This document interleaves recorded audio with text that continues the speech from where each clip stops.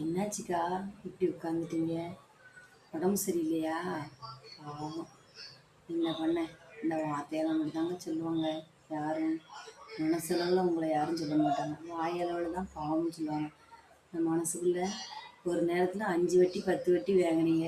இப்போ பாருங்க, கடைசி நேரத்தில் உட்காந்து நிம்மதியாக சாப்பிடக்கூடிய நேரத்தில் நடமாட கூட உங்களால் முடியல. அதுக்கு நீங்கள் வாங்கின வட்டி முதலும் சேர்த்து ஒரு ஆள் வச்சு உங்களை பார்த்தா தான் அவங்களுக்கு 10,000 15,000 சம்பளம் கொடுக்கணும். இது தேவையா?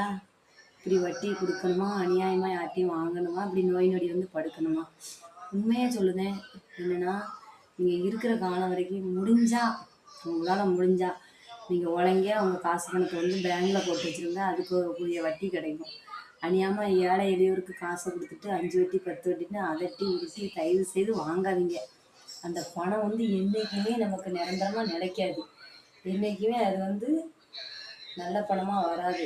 ஒரு மாதம் இப்போ ஒரு கஷ்டத்தோட ஒருத்தங்க என்னை மாதிரி உள்ளவங்க வந்து ஒரு கல்யாணத்துக்குன்னு ஒரு 5 லட்சம் 50,000மோ 1,00,000மோ வாங்கியிருந்தா என்ன சொல்லுவாங்க, முதல் மாதம் மராசி எனக்கு அந்த கல்யாணத்துக்கு தந்து உதவுனால ரொம்ப புண்ணியமாக போச்சு.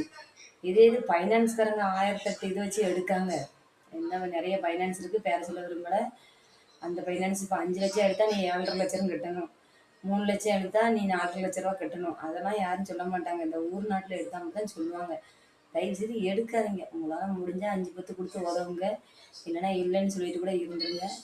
வட்டியை கொடுத்து உயிரை வாங்காதீங்க. அந்த பாவம் வந்து நீங்கள் எவ்வளவுக்கு எவ்வளவு நீங்கள் புண்ணியத்தை சேர்த்து வைக்கீங்களோ அது பூரா உங்கள் பிள்ளைங்களை சேரும். அதே இது பாவ கணக்குக்கு நீங்கள் ஒரு நாள் பதில் சொல்லி தான் ஆகணும். தயவு செய்து நேர்மையாக இருங்க, உழைங்க, நல்லா சாப்பிடுங்க. அடுத்தவங்க காசுக்கு ஆசைப்படாதீங்க. வட்டிக்கு வாசிக்கு கொடுத்து வாங்காதீங்க. கடைசி நேரத்தில் இந்த கையால் கழுவவும் முடியாது, சாப்பிடவும் முடியாது. அந்த நிலமையில தான் உட்காரணும். நான் நிறைய பேரை பார்த்தாச்சு. வட்டிக்கு கோடி கோடியாக கொடுத்து வாங்கினாலும் பார்த்தாச்சு. கடைசியில் ஹாஸ்பிட்டல் வீடுன்னு தான் அலைஞ்சிருக்காங்க. யாரும் நான் பார்த்த அளவுக்கு யாரும் நிம்மதியாக இருந்த மாதிரி இல்லை. கடைசி நேரத்தில் உட்காந்து சாப்பிடக்கூடிய நேரத்தில் இந்த கையை அள்ளி சாப்பிட கூட கை முடியாத அளவுக்கு கடவுள் சோதனையை கொடுத்துருவார். தயவு செய்து 5 வட்டி 10 வட்டி கொடுக்காதீங்க. அடாவடிதனம் பண்ணாதீங்க. யார்ட்டையும் அன்பாக இருங்க. எல்லாத்தையும் பண்பு பாசத்தோடு இருங்க. அதட்டல் வேலையே பண்ணாதீங்க. பண்ணினீங்கன்னா வாழ்க்கையில் எதுவுமே செய்ய முடியாது. அன்புக்கு மட்டும்தான் இந்த உலகத்தில் வரும். அன்பாக இருந்தால் உன் பின்னாடி 1000 பேர் வந்து நிற்பாங்க. நீ அதிகாரம் பண்ணுனா உன் அதிகாரத்துக்கு 10 பேர் தான் வந்து நிற்பாங்க. எல்லாரும் வரமாட்டாங்க. தயவு செய்து அன்பால் எல்லாத்தையும் ஆள கற்றுக்கொள். வாழ்க வளமுடன்.